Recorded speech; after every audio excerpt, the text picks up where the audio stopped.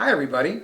Today we thought we would come to you here from the house just to kind of give a little Easter story to our younger people. Obviously this video is going to be made mostly for our younger kids who I just got to tell you that I miss seeing you at CCD and especially miss seeing you at church. And here you might recognize Umi, my dog, our dog here in the parish. Umi's not going to sit here the whole time, I'm sure, because she's like you, a kid. She likes to run around and do different things here. So she's going to probably come in and out, but at least I thought you'd like to see her as we get started. So today, as we celebrate Easter, I'm going to read to you a story called The Easter Story, which is retold and illustrated by Carol Heyer.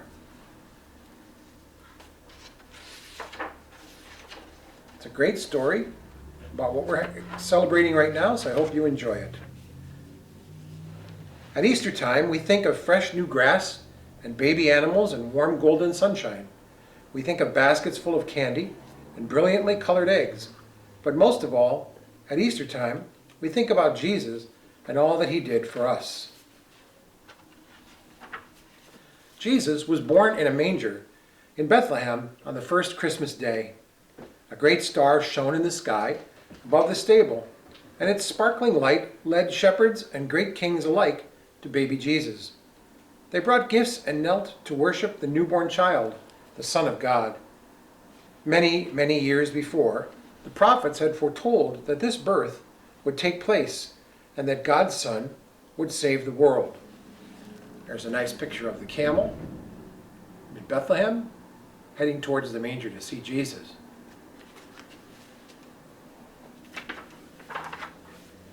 When Jesus grew to be a man, he traveled across country, healing the sick and the lame, and reading and teaching about God. Everywhere Jesus went, people gathered to speak and to hear him talk, and to greet him with love and kindness. When the time came for Jesus to fulfill the teachings of the early prophets, he journeyed to the city of Jerusalem with his closest followers, the disciples. Jesus rode into the city on a little donkey, and people lined the streets to see him. They laid palm branches on the ground to make a soft carpet for his donkey's feet. Jesus entered the city of Jerusalem, surrounded by love and glory, on this, the first Palm Sunday. There's a nice picture of the donkey and some palms from Palm Sunday, which we just celebrated.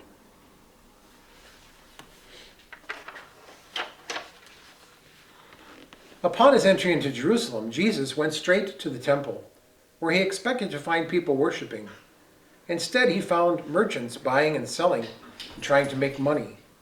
Jesus was so angry that he threw the money boxes into the air and chased the merchants away.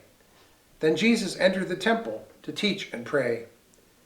The leaders of the temple saw this, and the crowd drew closer to hear Jesus' teachings, but they began to turn against him. Inside the temple, Jesus told wonderful stories called parables and debated the law with the chief priests and the elders of the temple. The leaders of the temple did not like to see the people listening so closely to Jesus, so they asked him questions and tried to trick him into saying something wrong. When they asked, "What was the greatest commandment of all?" Jesus answered, "Love God with all your heart. And this I give you as a new commandment, love your neighbor as yourself." As Jesus continued his teachings more and more, other people followed him. The leaders and chief priests grew more fearful of him. They began to plot against Jesus and looked for a way to have him arrested. On the night of the Feast of Unleavened Bread, Jesus and his 12 disciples gathered together for the traditional Passover meal. When they were all seated around the table, Jesus took a loaf of bread and gave thanks to God. He tore the bread into pieces and gave them to his disciples. He then passed around a cup so that each disciple could drink.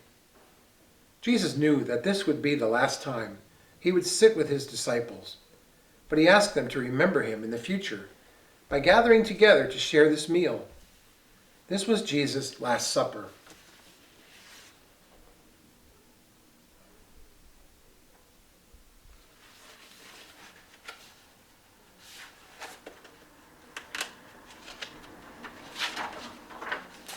After supper, Jesus and some of his disciples went to the Garden of Gethsemane, and Jesus went off by himself to pray.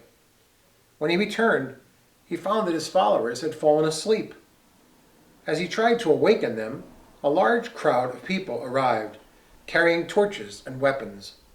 Sent by the chief priests, these men arrested Jesus and took him away. The men took him to the court of Caiaphas, the high priest, where all the chief priests and elders had assembled. Caiaphas asked Jesus, "Are you Christ, the Son of God?" When Jesus replied, "Yes, it is as you say," those assembled ordered him to be taken to the high Roman court and brought before Pilate. As it was customary to release one prisoner each Passover, Pilate went to the people and asked them if they wanted him to release Jesus. But the chief priests had stirred up the crowd, and the people angrily shouted for Jesus' death.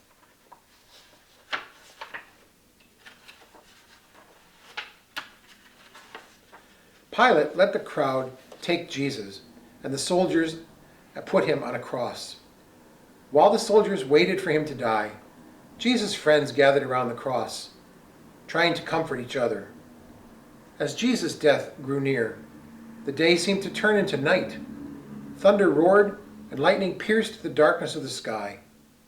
And then, at the moment of Jesus' death, a powerful earthquake shook the ground so hard that the great curtain of the temple itself was torn in half.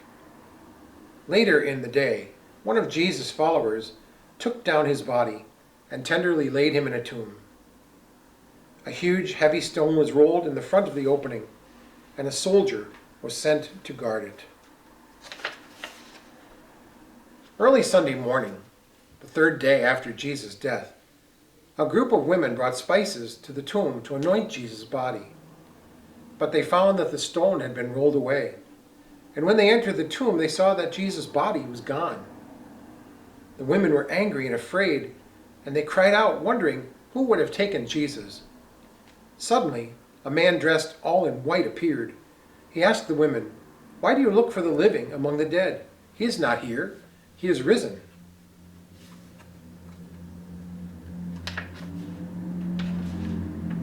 The women ran to tell the disciples about the disappearance of Jesus. When they heard the news, two of his disciples returned to the tomb with one of the women, Mary Magdalene. They entered the tomb and found strips of linen lying on the ground and the burial cloths folded neatly nearby. The disciples left the tomb feeling sad and afraid because Jesus had been taken away.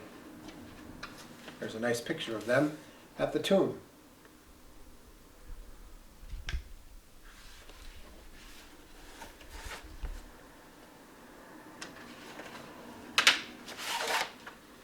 Mary Magdalene remained alone outside the tomb weeping. As she sobbed, she heard a man's voice ask her, "Why do you cry?" Not looking up, she replied, "Sir, if you have taken Jesus away, please tell me where you have put him." Then the man said, "Mary." And she lifted her head to see Jesus standing before her. Jesus was alive and talking to her. Mary ran to tell the disciples, who rejoiced to know that Jesus was risen. When Jesus met once more with his friends, he said to them, "Go throughout the whole world. Tell the people what you have seen and heard. And remember, wherever you go, I will be there with you always, even until the end of time." This is why Christians celebrate Easter. We remember that Jesus gave up his life because he loved us. And on Easter morning, we rejoice because Jesus Christ rose from the dead and lives. And now we know that because of him, we too can live.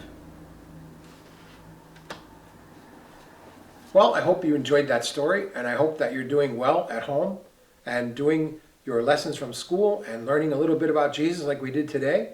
And I wish you all a very happy Easter and a happy Easter season, and hope that pretty soon we'll all be back together again in church where we belong.